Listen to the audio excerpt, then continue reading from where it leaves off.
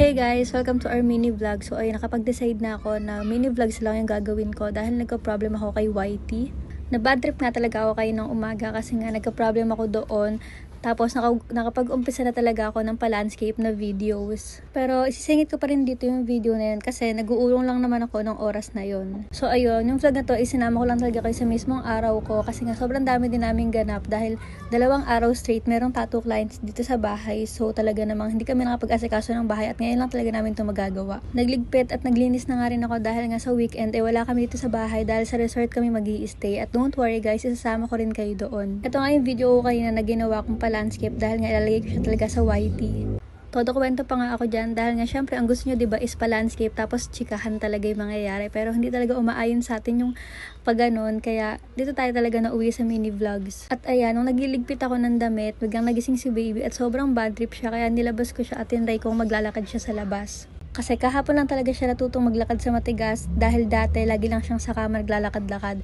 Tapos ayan, sobrang tulala pa siya na hindi niya alam yung gagawin niya. Parang nalulula pa siya, ganon. So dahil nga bad trip siya, pumasok na ako at tinapos ko. Pinasamahan ko na lang muna siya kay daddy para matapos yung gagawin ko. At after niya maglakad-lakad sa labas, paliliguan naman natin siya. So yung gamit kong pang vacuum dito sa kwarto namin is yung dust mite remover. So yun yung perfect para sa bed para talagang masipsip niya yung mga dumi-dumi sa kama. Kasi guys, yung anak ko kahit ata sa alikabok ay allergy siya. Lagi siyang nangangati-ngati kapag may mga dumi-dumi ganon. So sobrang nahihirapan ako sa part na yun. At minana niya kasi yan sa daddy niya kaya wala talaga ako magagawa kasi nasa jeans na ni baby yan. At ayun nga, pumasok na nga rin si daddy at si baby sa kwarto dahil nga sobrang bad trip lang talaga ni Rome. Ayaw niya talagang magstay sa labas kaya naman pinasok na lang siya ni daddy kahit naglilinis pa ako.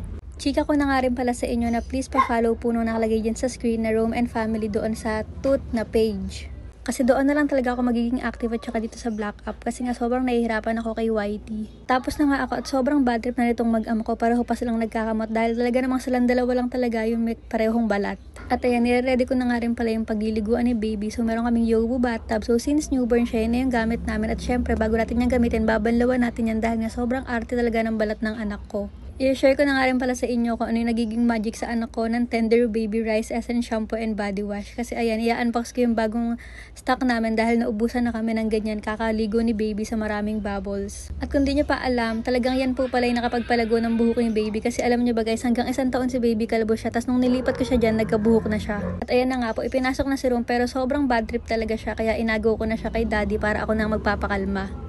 At ito nyo na nga talaga makikita yung magic dahil nga diba nakita nyo naman na ayaw ni baby talaga magpaiwan sa bathtub. Kaya ang ginawa ko, lalagyan ko ng Tender Baby Rice Essence Shampoo yung bathtub niya para ayun, maglaro-laro na lang siya dyan. So ayun talaga, sobrang magic talaga to sa mga bata guys. Ayan, kitang-kita nyo naman na talaga naglalaro na siya at napunta na talaga siya sa mood na gusto niya na talagang maligo. At ayun nga, ayan lang yung araw ko ngayong August 1. Hindi ko na kaya sama sa mga susunod pa kasi sobrang haba talaga to. Baka hindi na to maging mini vlog. So ayun lang guys, thank you so much for watching!